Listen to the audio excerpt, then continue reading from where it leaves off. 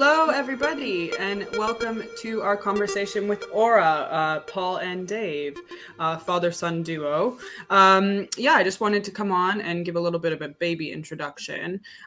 So Paul was diagnosed with MND, so motor neuron disease, in 2017, which kind of inspired Aura, which is a beautiful platform online where you can record end-of-life wishes and really just start to have those conversations with family and friends around what's important and what you want to do at the end of your life.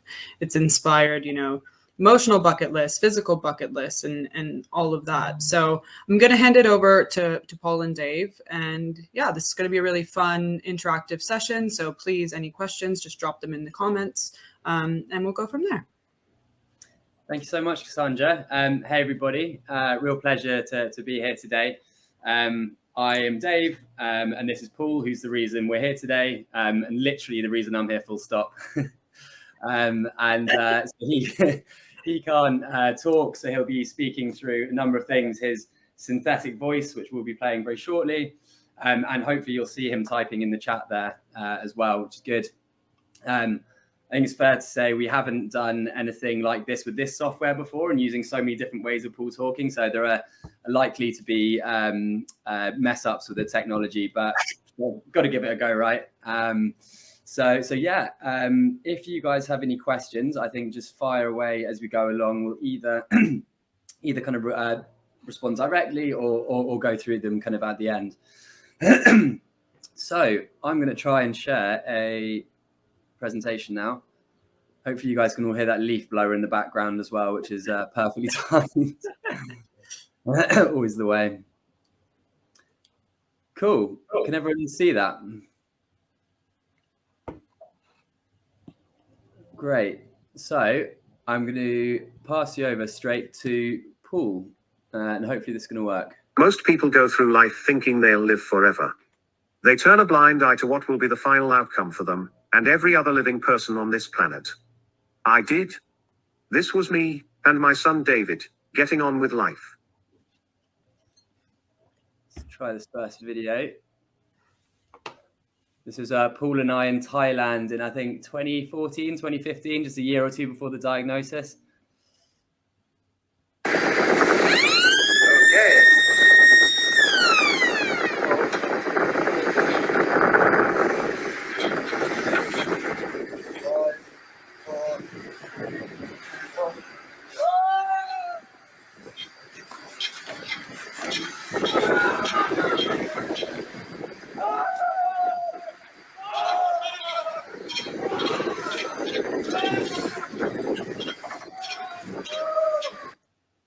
Clarify that was very much him screaming, not me. I hope that's going to keep happening. Cool. Then, in June 2017, I was told I had a terminal illness, motor neuron disease, or MND for short. MND affects the nerves that control the muscles in your body, so the muscles slowly waste away, and your body closes down. I was told, on average, I had 2 years left to live. I now very much started to think about the end of my life, like never before. On a sixpence, the perspective on my life changed. Initially, I went through all the natural stages on being given this diagnosis. Denial, anger, fear, and anxiety, but very soon came to terms with it and accepted it. I am a practical person. It was, what is was, I couldn't change that. What I could change was my life going forward. I've got a video here of Paul and my mum Jess, which was recorded, I think, about a year after the diagnosis. And Paul could talk a little bit, but you can notice a little bit of a slur in his words. It was over a year ago that I noticed that you were eating your breakfast and coughing afterwards. And I just thought that's not right. Around, Christmas, I noticed that you were slurring more. Paul's drunk in Oh, we can't have that much. And then it was Mother's Day when you said to me, I've noticed I'm slurring a bit at work and I'm producing all this saliva, and that's when the penny dropped.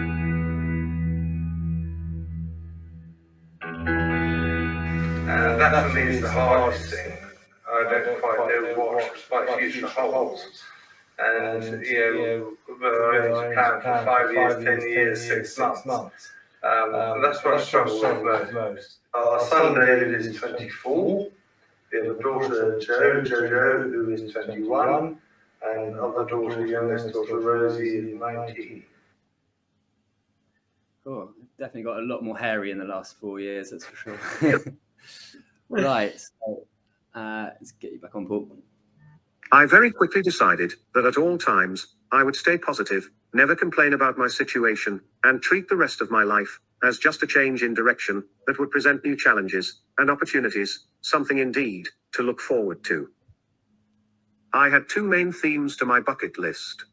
Firstly, all the travel, adventures, and challenges I wanted to do, and secondly, the charity work I wanted to undertake to raise money for MND research and other worthy causes.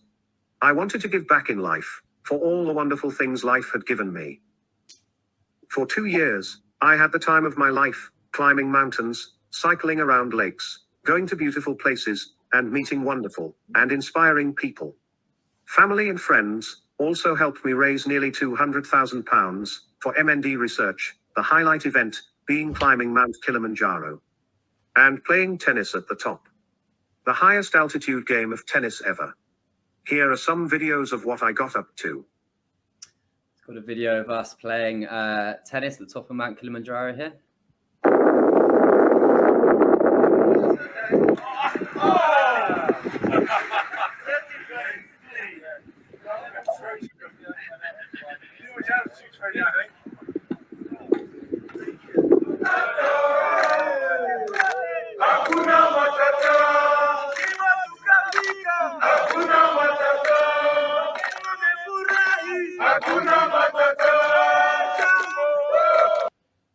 Notice us not getting many of those tennis shots in at that altitude. You feel a little bit dizzy and a little bit kind of drunk almost, which is why the quality of the tennis is so bad there.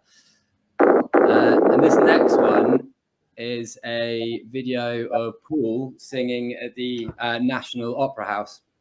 It's fair to say Paul wasn't the best of singers even when he kind of had a voice, so the fact he managed to do this without is pretty miraculous. Oh, I know.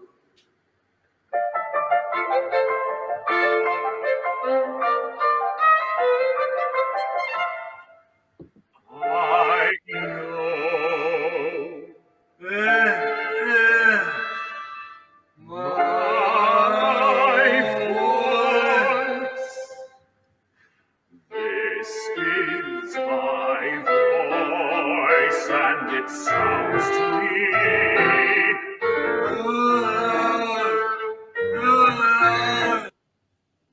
And there was a project called Sound Voice by an incredibly talented musician called Hannah Conway.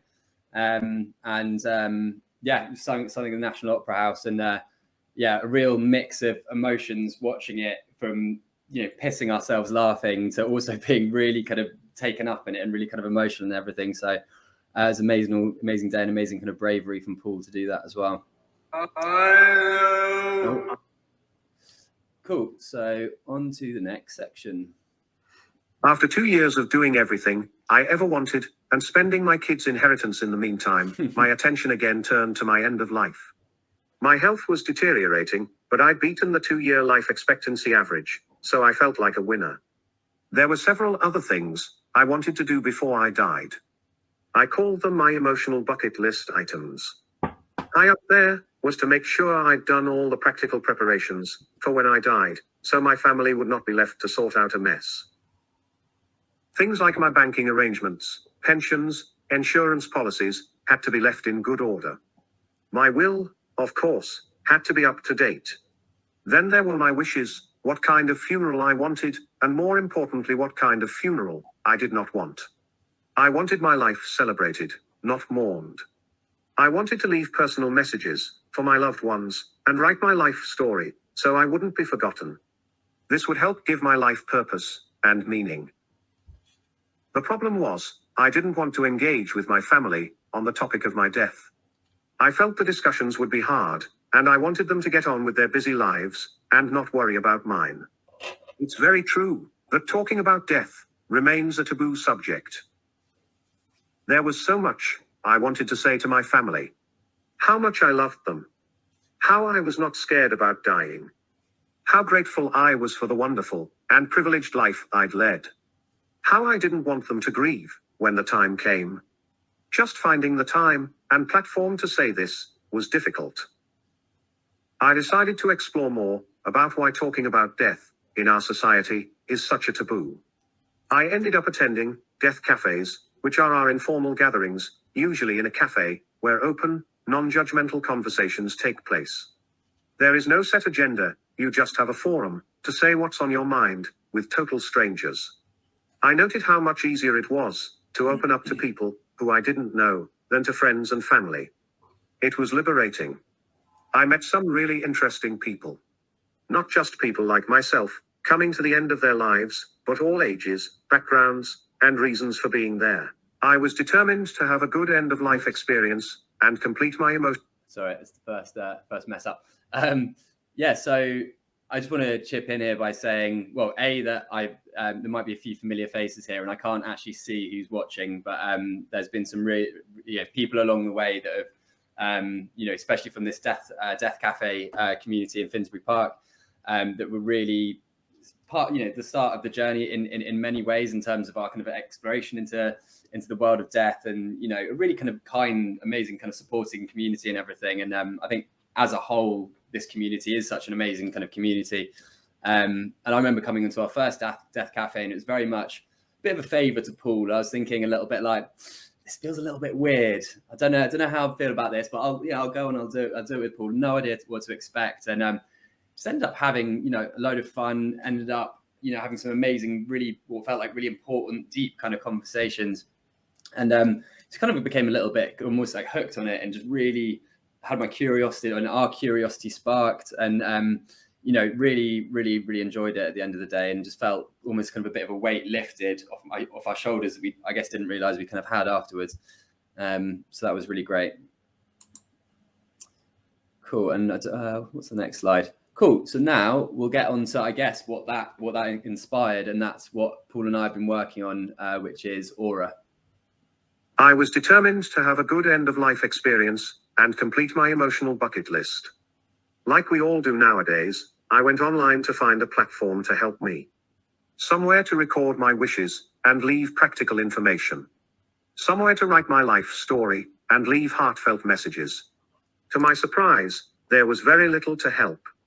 This is when my entrepreneurial mind kicked in, and I sensed an opportunity.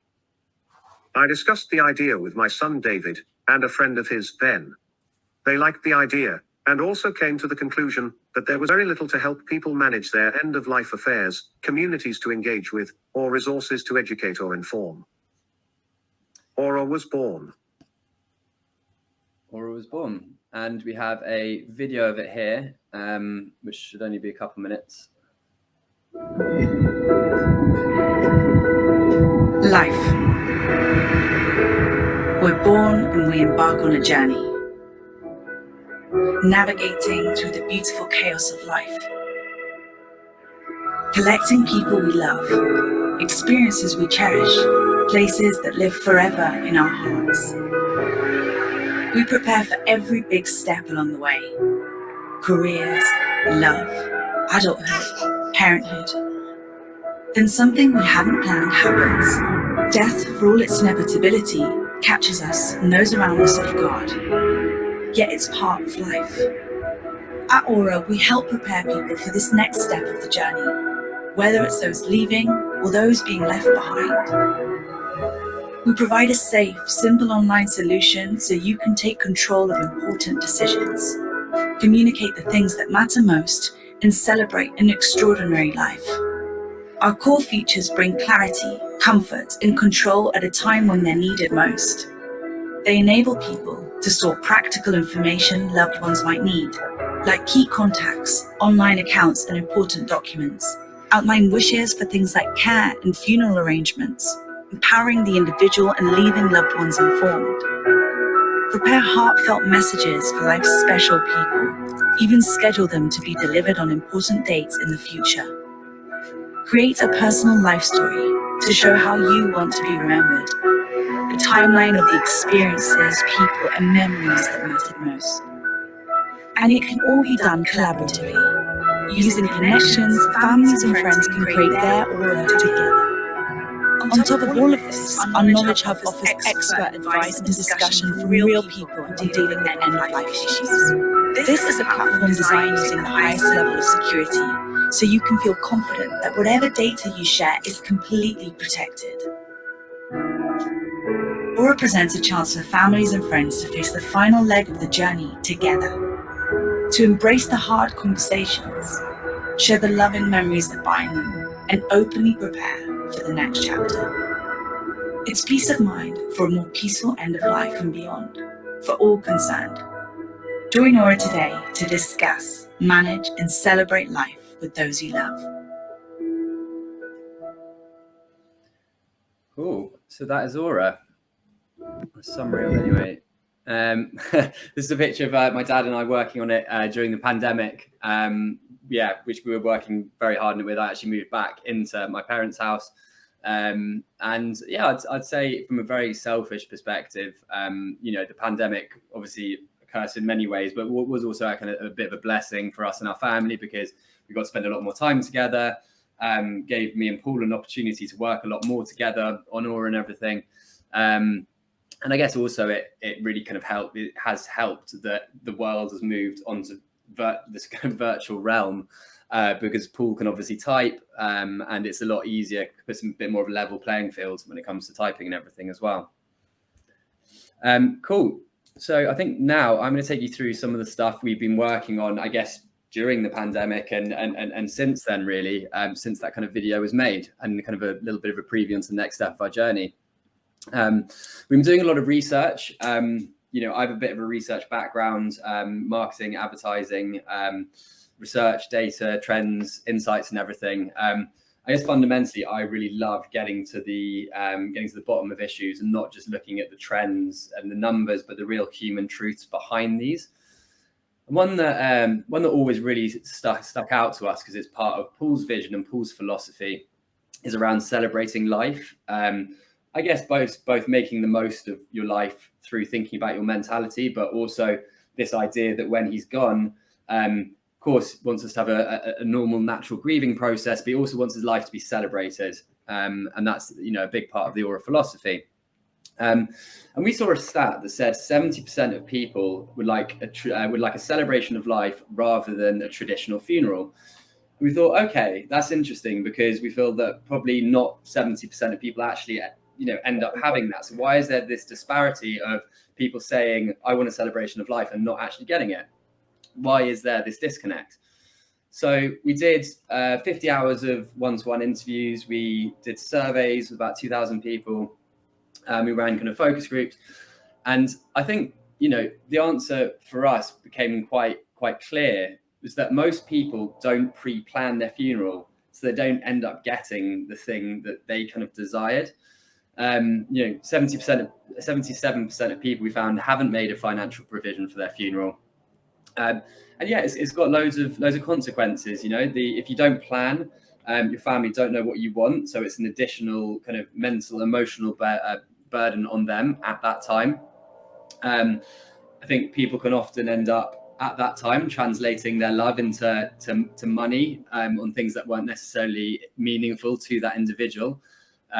So the decision making isn't really in the hands of the family, who are really kind of grieving at that point and not in a great place making decisions. Obviously not in the individual who's died, because he or she hasn't pre-planned, but quite often, the person kind of selling to them. There's a lot of ambiguity in this. We found so many instances of people we talked to that have said when someone died, it caused arguments because there was ambiguity and people, jostling over what was right or what that person would have wanted. And it's fundamentally very difficult and can be quite stressful, even if there are no arguments, to know what that person would have wanted, essentially. So these insights formed a larger body of work. We were hoping to do some polls today to actually see what the audience thought of these things. I don't think it's going to be possible, but the good news is we've already, asked a lot of people and got some kind of good insights. So we found, when asked the question of whether you'd want to be cremated or buried, burying obviously a lot more kind of traditional, but now 76%, so over 3/4 of people want to be cremated, which I found very interesting. This big question around, would you like a traditional funeral or a celebration of life? Found that only 24% of people now, at least, the people we asked, which was a nationally representative sample of 1,500 people, said that they, wanted a more traditional send-off that follows religious beliefs. Next, we wanted to find out whether people were open to the idea of having a commemoration, a celebration of life, or a memorialization at a later date to the funeral itself. Clearly, traditionally, a lot of this happens on the day of the cremation or on the day of the burial. And we found, really interestingly, that 60% of people would be open to having this at a later date. I think there are kind of many advantages of this, giving people the time, the space, and the peace of mind, I guess, to actually really kind of think these things through. So we're really interested in diving a little bit deeper into this. Okay, so if people don't necessarily want to have their main party or celebration on the day, when would they like to do it, or how would they like to do it? And really interestingly, over a third of people will be interested in having a remembrance meal. Almost 2/3 of people were interested in having a remembrance party. 22% of people were interested in this amazing water urn, which I absolutely love. And I've since shown this to my granny, and she really wants it. 44% of people, so almost half of the people, would be interested in having a memorial tree, which is very much what I would like. I think on a number of levels, it's really, really nice in terms of, feeling like you're going back into nature, in terms of having something that people can visit at a later date. So I can understand why that's so popular. Almost 30% of people would be interested in a memorial bench, and 14% of people would be in ashes firework. So we also really found that a lot of people just weren't aware of this stuff. This stuff was even an option. And we're really, really interested, which we'll go through in just a minute, but really interested in, I guess, pushing these to the forefront of people's minds, so they know that these kind of things are possible, I guess. This was going to be something I was going to ask everyone, is what song you'd like to be played at your funeral, just out of curiosity. We haven't actually asked this before, but if you guys want to leave that in the comments, would be very keen to see that. Cool. So the reason why we're speaking about this, actually, has Paul got his, just give me 1 second, sorry. I think Paul's going to talk about his in just a bit. So the reason that we're talking about all this stuff is because we're really keen, as we say, on people celebrating lives in more meaningful ways, both on a personal pool level and, the direction we want to kind of take Aura in as well. We know that not enough people are doing this at the moment because they don't speak about it enough, they don't think about it enough, and not enough people plan for it at the end of the day. So things can really get rushed, I guess, after death as well. And there is this emotional whirlwind where a million things are going through people's heads. They're not in a state to make big decisions on the best way life can be reflected, on how to organize a remembrance party or a meal or whatever it is, let alone think about what gave that person's life meaning, because it's such a difficult time. You've a million other things kind of running through your veins. So this is why we believe the individual taking control and pre-planning is just so important, which you can see is obviously quite a natural tie-in with our Aura tools and everything as well. A positive result from this, if this is done properly, that we know from speaking to people that have done it properly, is that a funeral can be a genuinely euphoric experience, and something that I think a lot of people are unaware of, the additional power a funeral can have if it's thought about, planned for in a good way as well. Beyond that, I think that for a really true celebration of life to be able to happen, as we've said, that pre-planning is so important to reduce the burden of the family. The loved ones giving the space to grieve, which is why having that separation of the celebration and the funeral itself can be so important. And also, I guess, and this is something Paul's done so much of, is a really deep reflection of what gave his life meaning and what's important to him, what are his values, what are his reflections as a person. And this has meant he's thought deeply about his funeral and he's made the plans. And I think he's about to go through what these are. Here's a brief synopsis of my funeral wishes, which I've laid out in aura and shared with my family. I want a simple, no-fuss cremation with a big celebration of my life event sometime after the cremation. I want to be put in a funky, eco-friendly casket, not a somber traditional coffin. I want my family and friends to have the opportunity to see me at home to pay their final respects, should they wish. I want a properly organized, joyous celebration of my life in a marquee at my house. I would like everyone to wear brightly colored, happy clothing. There should be dancing, drinking, and music. There are a couple of songs I would like played. Always Look on the Bright Side of Life by Eric Idle, and My Heart Will Go On by Celine Dion. I would like my son David and brother Andy to do the eulogies, and my wife, Jess, and daughters, Joe and Rosie, to do the readings. I would like a collection on the day to benefit the RSPCA, and I would like a non-religious celebrant to act as maitre d'. At the end of the ceremony, before the party begins, I'd like some of my ashes to go up in a big firework over the house, or a drone to scatter them on the hill behind our house, where all our pets' ashes have been scattered. Most people go through life thinking they'll live forever. Cool. Managed to stop the next one playing. Great. Cool. So next slide is around our plans for Aura moving forward. You'll have seen,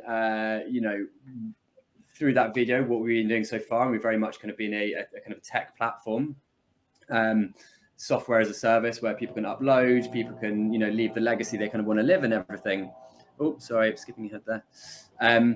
And it has been a real success. Thousands of people have been giving their family their funeral wishes through their platform, which is great, obviously, validation of what we're doing. And it's been great to hear so much of the kind of positive, some constructive, but mainly positive feedback about how it's helped open up those conversations, or in some ways where the conversation is just so difficult to have, in some ways, not replacing a conversation, but allowing the conversation to have more detail, where someone's able to detail their wishes and share them so easily. And I guess the problem is that with this platform at the moment, there's no way of guaranteeing these wishes are fulfilled. For a start, you could put them on the platform, share them, and it gets lost. The wishes could get ignored. The wishes could get deemed not possible or misinterpreted. I think the biggest thing actually is that it still leaves, even if you do leave your wishes, it still leaves hours, days, and potentially even weeks of decision-making, things to think about, energy spent for the family at what can be one of the most emotionally challenging periods of their life. So therefore, we've come up with something new, and it's called Aura Plans. And we want to give you a sneak preview of this video, which we haven't, is going to go out over the next couple of days. But you're the first people to see this, so I hope you like it. Oh, no. Almost.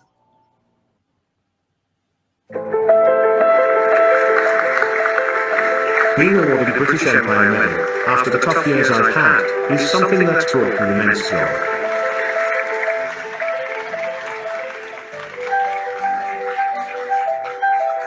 It's been a busy few months, trying to make the best of post-lockdown life, spending time with loved ones, and having a great time at a music festival. What I've been really busy working on, though, is Aura. I'm excited to give you a preview of the next stage in our journey. At its heart, Aura is about helping people prepare for death, leaving families in the best place possible, and giving them the space to celebrate the beauty of life. Engaging with the reality of death has helped me hugely, on a personal level, whilst living with a terminal illness. The problem is, I still believe that, if I died tomorrow, I wouldn't have done everything I could for my family. I want them to have a healthy grieving process, to become closer with one another, and to celebrate my life, and its impact on theirs. I want to shield them from the rigors of funeral arrangements, spending money unnecessarily, and making tough decisions at what will be one of the most difficult times of their lives. Having spoken to many people in our amazing community who are part of this journey, I know I'm not alone. Expensive, traditional funerals don't reflect me as a person. I want a simple, no-fuss cremation, followed by a celebration of life ceremony, with joy, tears, dancing, and laughter at the place that my family have called home for over 20 years. If, like me, you want to leave something truly positive for your family, please take a look around and sign up to hear more and gain exclusive access. Thank you. So I appreciate that probably doesn't tell you loads about the plans. We will be, releasing a little bit more information in the coming days. If you're interested, obviously, please feel free to pop us an email. But I guess the fundamental thing, what we want to do is kind of redefine the value and the purpose of a prepaid funeral plan, not just as something that saves your family money, but something that's going to really support them, logistically, emotionally, and allow for this more personal, meaningful celebration of life experience. So I think Paul's just going to say a couple of closing words as well. When I die, I don't want Dave to spend time organizing things. I want him and the rest of my family to have a healthy grieving process and to celebrate the positive aspects of my life. We hope Aura Plans give others this opportunity. Thank you so much for listening, and we'd like to invite any questions. Here's a brief synopsis of my funeral wishes. Most people, after 2 years... Cool. Thank you very much, guys. I hope that all worked relatively well, and the leaf blower wasn't too annoying. It was annoying me a little bit. Oh, not at all. I couldn't hear it at all. Great. That was fantastic. Thank you, Cassandra. So does anyone have any questions or kind of comments?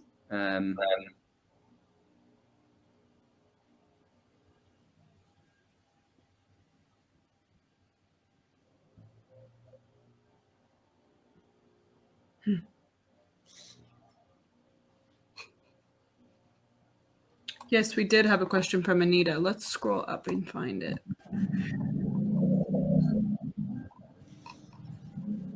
And just to confirm, so Cassandra, the comment's going to come up in the private chat or in the comments? In the comments section. Exactly. As the name suggests.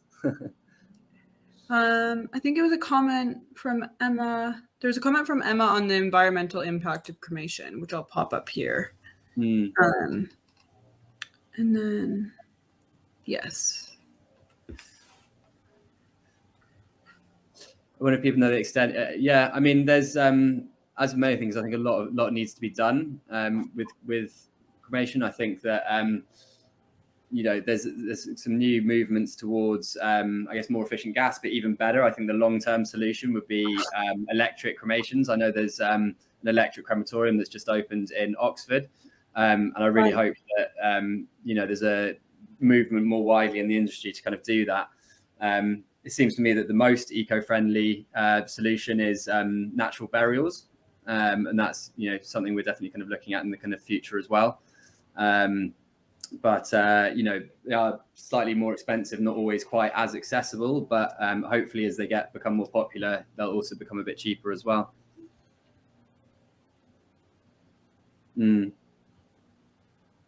Thank you, Mariana. And thank you, Judith, as well.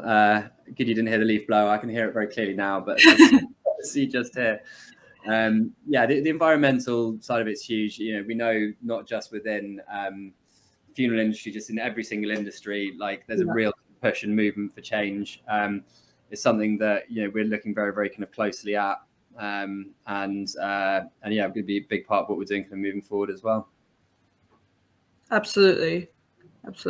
I actually just finished working at a crematorium, and it is so interesting to see sort of the data on the environmental impact. You sort of have to report. So there are a lot of things in place, but it is still not great.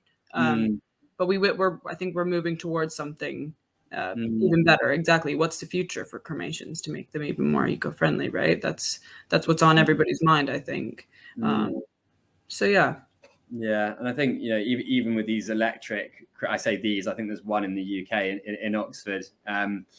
It seems good, but I think it's not quite a lot of a protest as the gas ones are. So as with all these things with the environment, kind of the technology is happening, but hasn't quite been kind of mainstream, kind of adopted yet, not happening quick enough. But yeah, I think that it's, you know, the fact that change is happening. I think, you know, the consumer and businesses, but also people buying things have real power in their hands to almost vote with their wallet and really kind of help drive these things forward if they can afford it.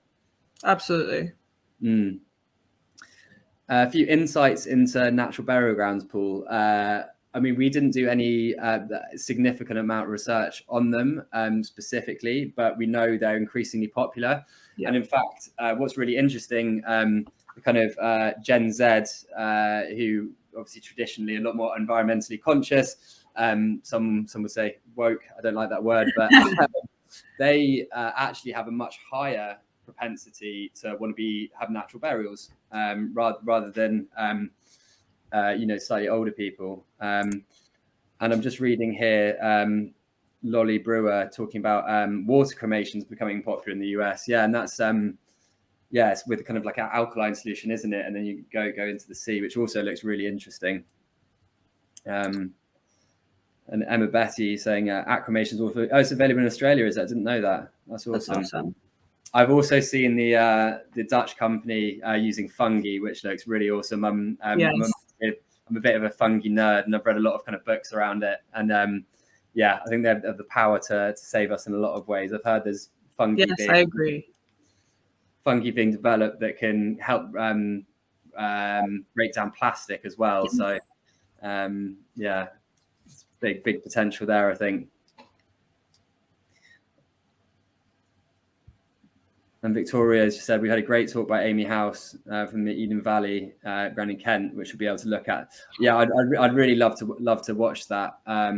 And you know, I think as we've said here, like cremation and funeral plans or aura plans with cremations is kind of the first step. But actually, you know, in terms of a more long-term view, we're really looking into that stuff as we know how good it is for the environment. So I'd love to watch that talk. Thanks, Victoria.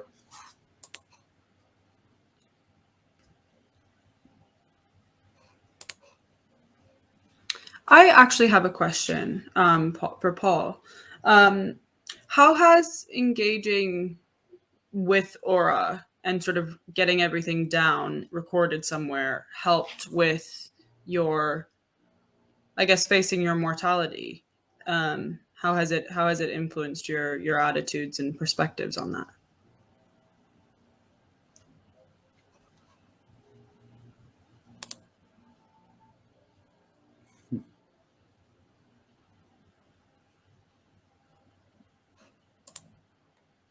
At peace. Less afraid. Yeah. It's amazing.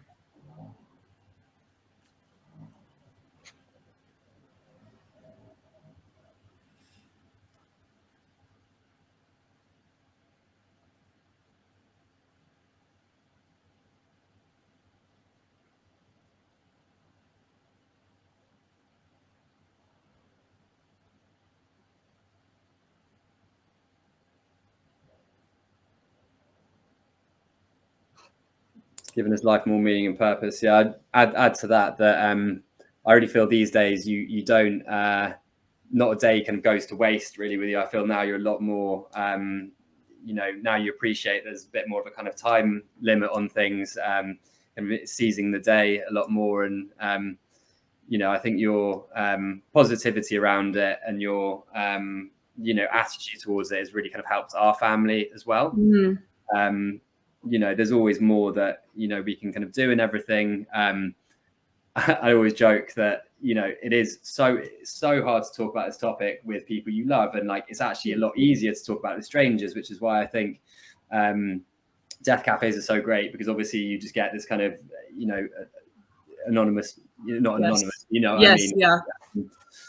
Yeah. Less emotionally fraught space, I guess, to talk about it. And you know, we work on, you know, a death business together, but like still sometimes we go periods about maybe talking about you know, here's enough. And I don't think, no matter how progressive we get with this, I don't think it's ever going to become significantly easier to do that. But I think becoming more comfortable with it 100% helps.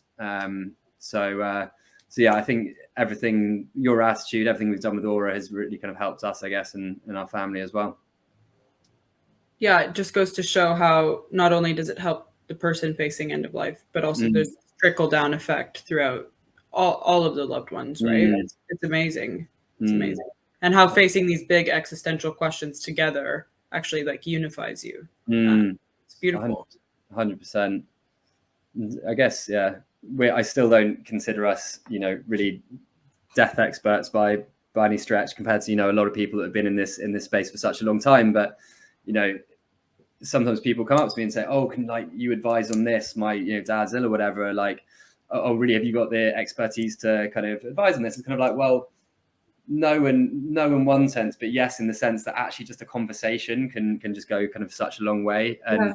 And even just thinking about it, as a family and, occasionally talking about it as a family, does really help. It's a good step in the right direction. Absolutely. Yeah. What a gift. 100%. Thank you very much, Andrea, by the way, for that lovely comment. Yeah, and we've had some comments about Clarendon Wood, which is a burial site, not an eco-friendly burial site, and it's stunning. It's amazing. I'm just going to post one of the comments up on the screen if I can. There we go. It is. Yeah, just stunning. The facilities there are gorgeous. Victoria shared that they have this amazing glass chapel where you can kind of see out on all sides. It's just it's beautiful. That's exciting that you're going to visit, Paul.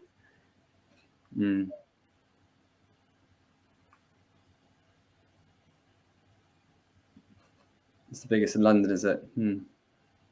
Yeah. Yeah. Does anyone know how many there are in the UK? Because I know it's a rapidly growing. 100%.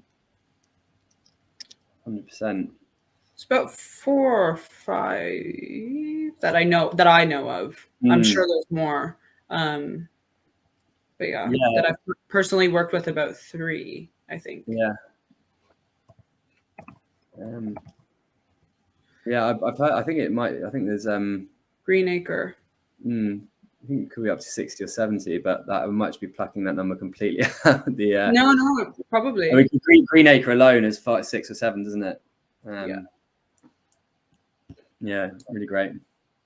A lot of cremation sites have areas for natural, but yeah. Which is interesting. The teaming up of the two.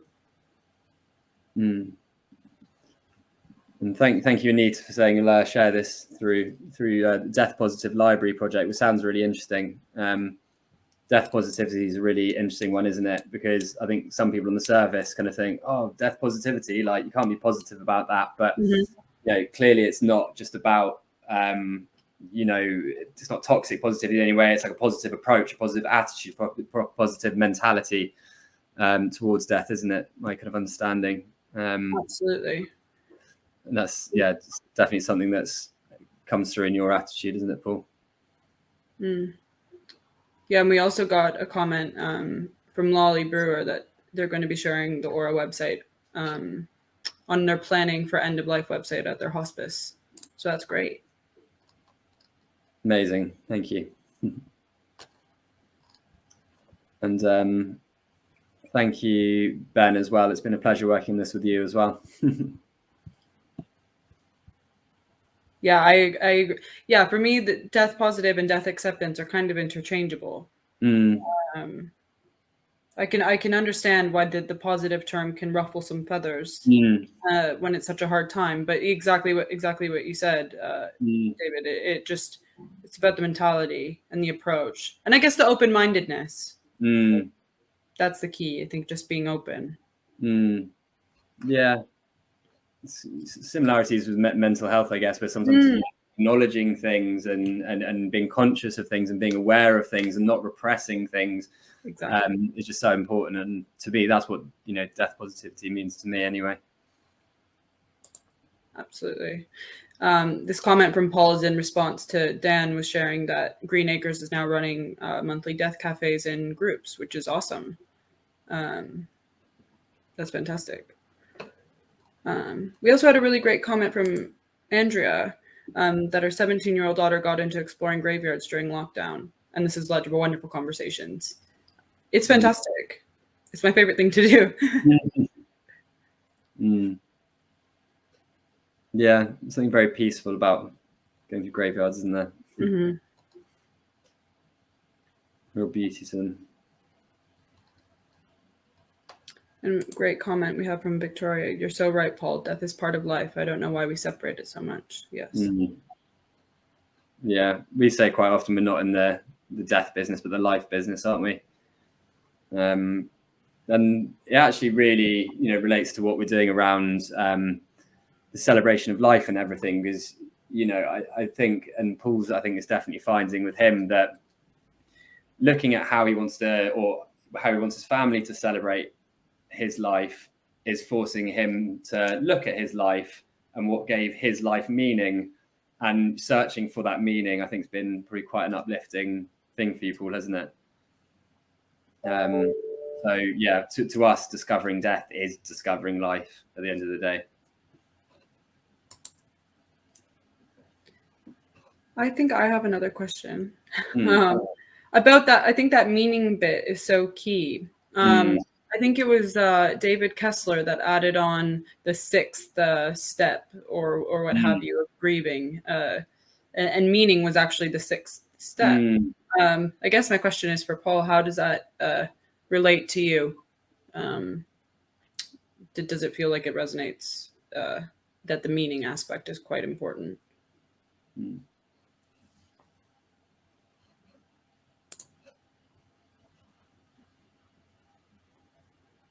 270 natural burial sites in the UK. Wow. Yeah, I thought it was a lot.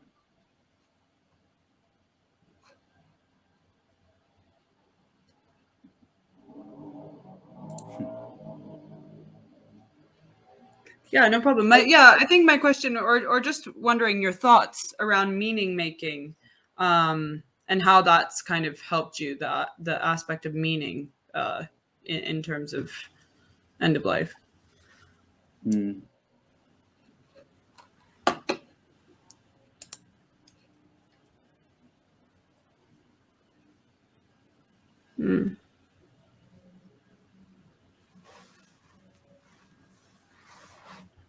While Dad's typing, I'll just chip in on that as well. That I feel that Paul's obviously been, he's saying he wants his life to have some purpose, and I think also with regards to that, Paul, like where you've always found a lot of meaning in your life is your friendships, your very social person, do a lot with your friends and a lot of drinks and partying and everything as well. And I think you want your funeral to be a reflection on that as well, don't you? And a lot of fun, all your best kind of friends to be there and everything. And yeah, the legacy as well.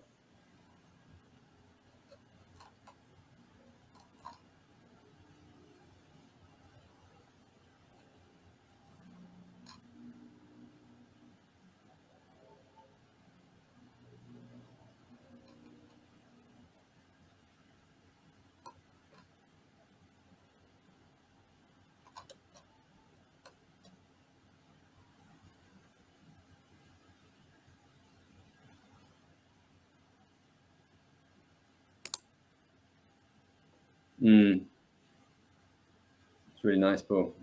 Beautiful.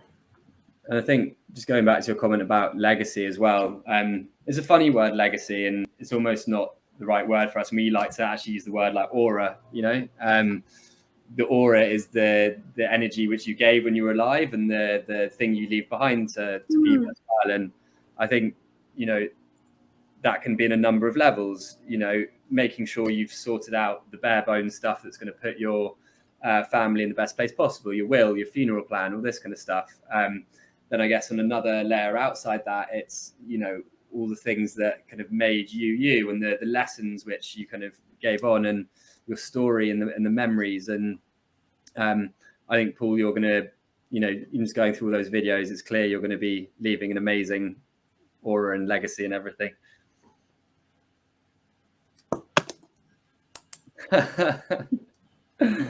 for those that don't know about that, so one of the main features on the, and I maybe won't tell the entire story now because I could speak about it for 20 minutes, but on the Aura platform, you can leave your life stories. You can upload pictures, memories, stories of what made you you and everything. And Paul's life story wouldn't be complete without the story of where he thought he had killed his daughter's horse and rung his daughter, my sister, saying, "I've killed your horse."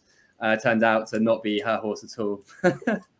But this was only found out hours later. It was a bit of an emotional roller coaster. A lot of tears, a lot of thinking his wife was going to divorce him. But anyway, I'll let you read the whole thing on Paul's life story. In fact, I'll actually put maybe send a link. Yeah, because it's got the whole kind of backstory. Oh, that's fantastic, Paul. You're writing a book. Oh, that's going to be fantastic. I will be on the pre-order list. So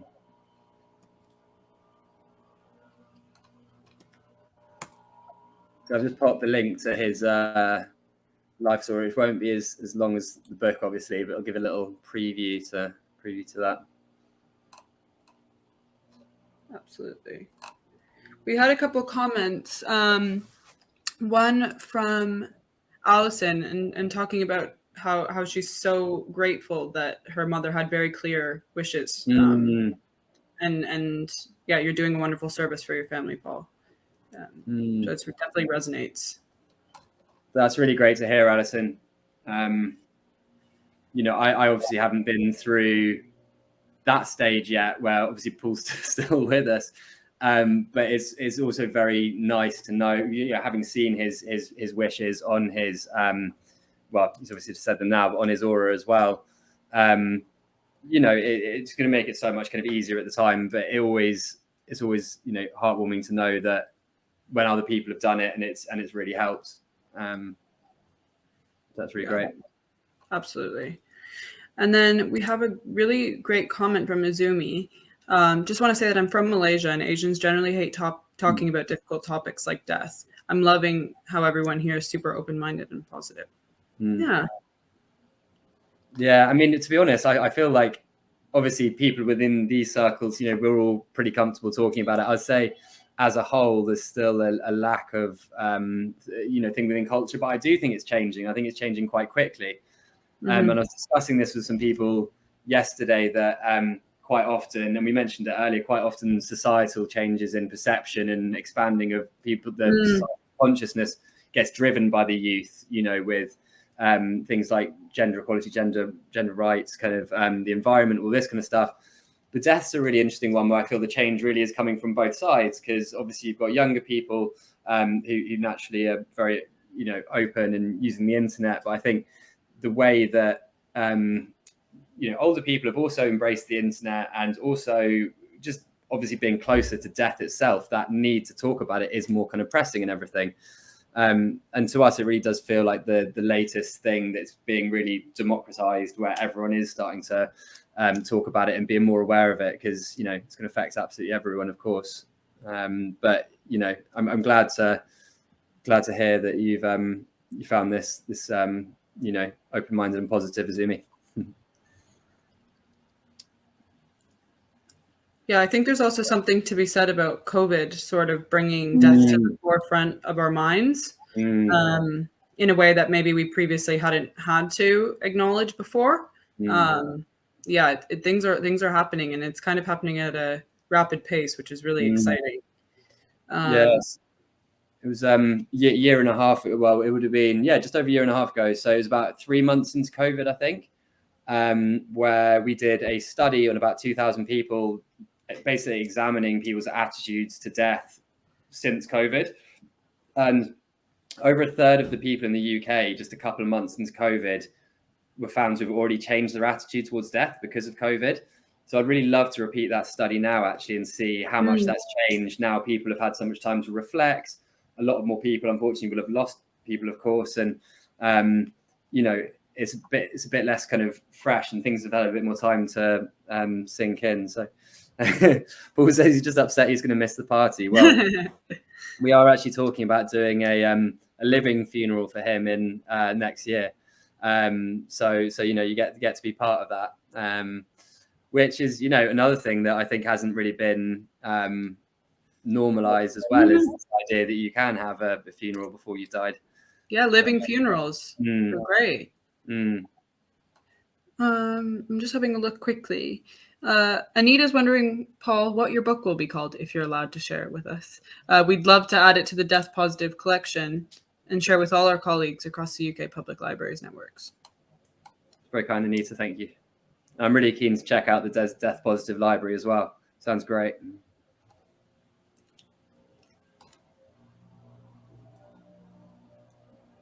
And then we also had